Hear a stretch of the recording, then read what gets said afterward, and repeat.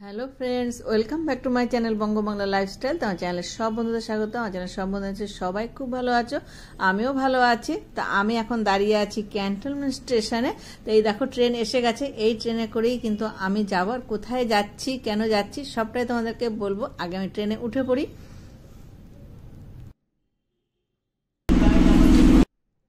দেখো ট্রেনে আমি বসে পড়েছি। তা এখন শ্রাবণ মাস, গোটা মাস ধরে বিভিন্ন জায়গায় শ্রাবণী মেলা চলছে।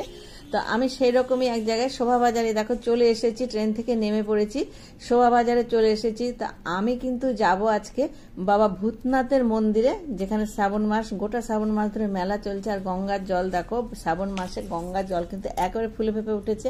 আর যে কাওয়াড়ি যেটাকে বলা হয়, লোক আসছে সব বাবার মাথায় জল ঢালবে দেখে অনেক দূর দূর থেকেই কিন্তু এই শোভাবাজারে আসে। আর এটা হলো মেন গেট, গণেশজি লাইটিং দিয়ে একটা মেন গেট তৈরি করা হয়েছে এখানে। এটা রাত্রেবেলায় দেখতে আরো সুন্দর হয়।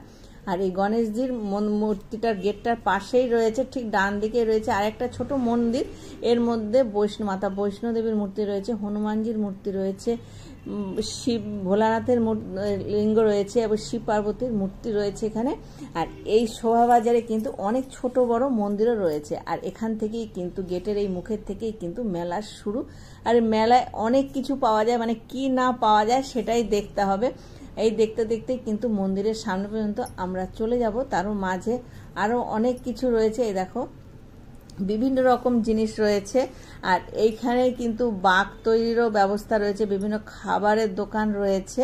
তো চলো হাঁটতে হাঁটতে দেখি। এই দেখো খেলনা রয়েছে ছোট বাচ্চাদের। আর এটা গঙ্গার মাটিও বিক্রি হচ্ছে এখান থেকে, তোমরা কিনে নিয়ে যেতে পারো। আর এই যে ছোট ছোট কৌটোগুলো রয়েছে, এগুলোতে করে গঙ্গার জল বাড়িতে নিয়ে যেতে পারো। আবার বাঁকে বাঁধার জন্য যে কলসির মতন হয় প্লাস্টিকের, সেগুলোও রয়েছে এখানে। আর এই যে দোকানটার সামনে দাঁড়িয়ে আছি, এখানে কিন্তু বাঁক তৈরি করে দিচ্ছে, নতুন বাঁশ কেটে দড়ি দিয়ে হাঁড়ি ঝুলানোর ব্যবস্থা করে দিচ্ছে এবং বিভিন্ন রকম ফুল দিয়ে, মূর্তি দিয়ে, ত্রিশূল দিয়ে পুরো বাঁক এখান থেকে সবাই সাজিয়ে গুছিয়ে কিন্তু নিয়ে যাচ্ছে। আর এই বাঁকের দোকান যেখানে তৈরি করে দিচ্ছে তার ঠিক অপোজিটে দেখো বড় একটা গণেশজির মূর্তি রয়েছে। এটা গণেশজির মন্দির, এটাও কিন্তু মেলা প্রাঙ্গণের ভেতরেই রয়েছে। এটা কিন্তু সারা বছর থাকে। আর দেখো বিভিন্ন রকম দোকান বা ঠাকুরের জিনিসই বেশি, শিবের যে জিনিসগুলো পাওয়া যায় সেইগুলোই কিন্তু এখানে সবচেয়ে বেশি বিক্রি হচ্ছে। তো আমরা যে ভূতনাথ বাবার মন্দিরে যাচ্ছি, আমাদের ভারতে যে 12টা জ্যোতির্লিঙ্গ রয়েছে তার মধ্যে কিন্তু ভূতনাথ বাবার মন্দির পড়ছে না, কিন্তু তাও এই মন্দির মানুষের মনে ভীষণ আকর্ষণীয় এবং বাবা খুবই জাগ্রত। যে যে মনস্কামনা নিয়ে এই মন্দিরে বাবার মাথায় জল ঢালে তার মনস্কামনা কিন্তু অবশ্যই পূরণ হয়। সেই কারণেই অনেক দূর দূরান্ত থেকে লোকজন বাঘ কাঁধে করে নিয়ে এসে বা এমনি ঘটিতে করে জল নিয়ে এসে এই ভূতনাথ বাবার মাথায় জল ঢালেন। আমি কিন্তু এখন চলে এসেছি একদম ভূতনাথ বাবার মন্দিরের সামনে। এই গেটের ভেতর দিয়ে কিন্তু আমি ভিতরে প্রবেশ করব। তো এই মন্দিরের প্রতিষ্ঠাতা বাবা অঘরীনাথের মূর্তি কিন্তু এখানে বসানো রয়েছে। আর এই মন্দিরের বিশেষ আকর্ষণ হলো বাবার ভস্ম আরতি। তো এই ভস্ম আরতি পাশেই রয়েছে নিমতলা শ্মশান। সেই শ্মশানের প্রথম মৃতদেহ যে ছাই হয়, সেই ছাই নিয়ে এসেই কিন্তু বাবার ভস্ম আরতিটা শুরু হয়। তো এই বাবা ভূতনাথের মন্দির কিন্তু 24 ঘন্টাই খোলা থাকে। সোমবার, মঙ্গলবার আর শনিবার ছাড়া সপ্তাহে যে কোনো দিন আসলে মন্দিরের ভিড় একটু কম থাকে, কিন্তু শ্রাবণ মাসের প্রত্যেক দিনই কিন্তু প্রচুর ভিড় থাকে। আর ভস্মারতির অনুষ্ঠান ছাড়াও প্রতিদিন সন্ধ্যায় ফুল দিয়ে ভগবানকে অলঙ্কৃত করা হয়, সেটাও সত্যি দেখার মতন এবং অপূর্ব দৃশ্য।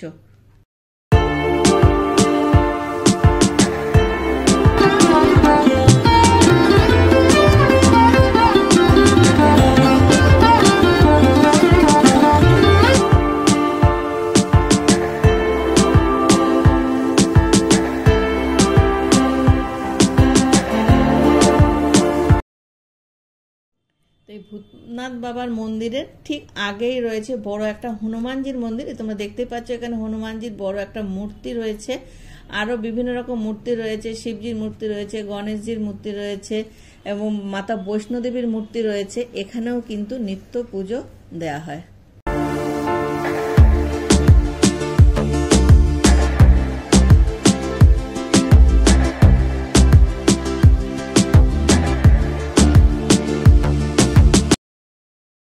তো এই ভূতনাথ বাবার মন্দির দেখা হয়ে গেলে রাস্তার ঠিক অপোজিটে দেখতে পাচ্ছ একটা গেট রয়েছে। এখানে এই গেটটার ভেতর দিয়ে চলে যেতে হবে। তার পাশে রয়েছে শীতলা মায়ের মন্দির।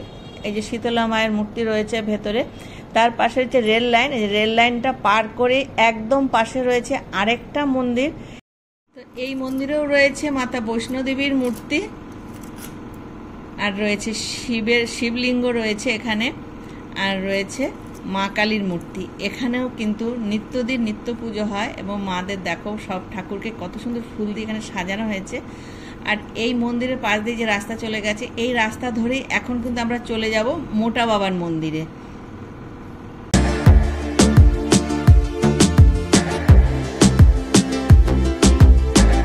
চলে এসেছি মোটা বাবা বা দুর্গেশ্বর বাবার মন্দিরের একদম কাছাকাছি। দেখো মন্দিরের একদম কোনাটার মধ্যে দাঁড়িয়ে আছে, আর এইখানে কোনায় একটা মন্দির রয়েছে, সেখানে রয়েছে পাতাল বাবার মন্দির। এই যে পাতাল বাবার এখানে একটা ছবি রয়েছে, আর এই যে দেখতে পাচ্ছ এখানে একটা কাপড় দিয়ে ঢাকা রয়েছে শিবলিঙ্গের মাথার ওপরটা।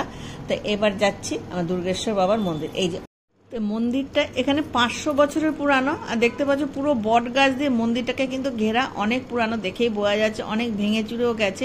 আর বট গাছের ঝুড়ি দিয়ে পুরো মন্দিরটাকে একেবারে আটকিয়ে যেন রেখেছে। এই মন্দিরটি মদন মোহন দত্তের সন্তান রসিকলাল এবং জওহরলাল দত্ত বাংলার 1716 আর ইংরাজির 1422 সালে প্রতিষ্ঠা করেন।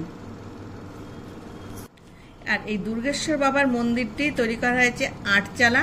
শিবলিঙ্গটি 10 ফুট উঁচু। শিবলিঙ্গটি মন্দিরের ভিতরেই তৈরি করা হয়, কারণ মন্দিরের দরজা কিন্তু অনেকটাই ছোট, সেই কারণে শিবলিঙ্গটি ভেতরে প্রবেশ করানো যাবে না দেখে ভেতরে তৈরি করা হয়। আর এই মন্দিরটি খোলে ভোর 4:30 থেকে খোলা থাকে বেলা 12টা পর্যন্ত, আর বিকেল 3:30 থেকে সন্ধ্যা পর্যন্ত। তো আমাদের দুটো মন্দির দর্শন করা হয়ে গেছে। এবার আমরা চলে যাব একটা সুন্দর চায়ের দোকানে, যেটা এখানে আসলে তোমরা অবশ্যই খাবে। এটা হলো সাধু বাবার চায়ের দোকান। এখানকার চা, 1 কাপ চা 30 টাকা, কেশর চা। এখানে এসে যাকে জিজ্ঞাসা করবে সেই কিন্তু দেখিয়ে দেবে সাধু বাবার চায়ের দোকান। তারপর ওখানে চায়ের দোকান থেকে আমরা চলে আসলাম বাঁধানো যে গঙ্গার ঘাট রয়েছে সেই ঘাটে। আর এখানে দেখো বাঘ যারা নিয়ে আসবে তাদের জন্য বাঘ রাখার সুন্দর ব্যবস্থা করা হয়েছে, যে বাঁশ দিয়ে করা হয়েছে। এখানে নিয়ে এসে বাঘ রাখতে পারো, আর গঙ্গার পাড়ে একটু বসে বা ফটো তুলতেও পারো, সবকিছুই করতে পারো। গঙ্গার পাড়ে গঙ্গা জল নেওয়ারও সুন্দর ব্যবস্থা রয়েছে এখানে। তো আর চলে আসি এখানে কিভাবে আসতে হবে। তো যেখান থেকে আসো না কেন প্রথমে চলে আসতে হবে দমদম জংশনে। তো দমদম জংশন থেকে চক্র রেলের মাঝেরহাট লোকালের মানে মাঝেরহাটগামী যে কোনো লোকালে উঠেই কিন্তু এই শোভাবাজার স্টেশনে নেমে পড়া যাবে।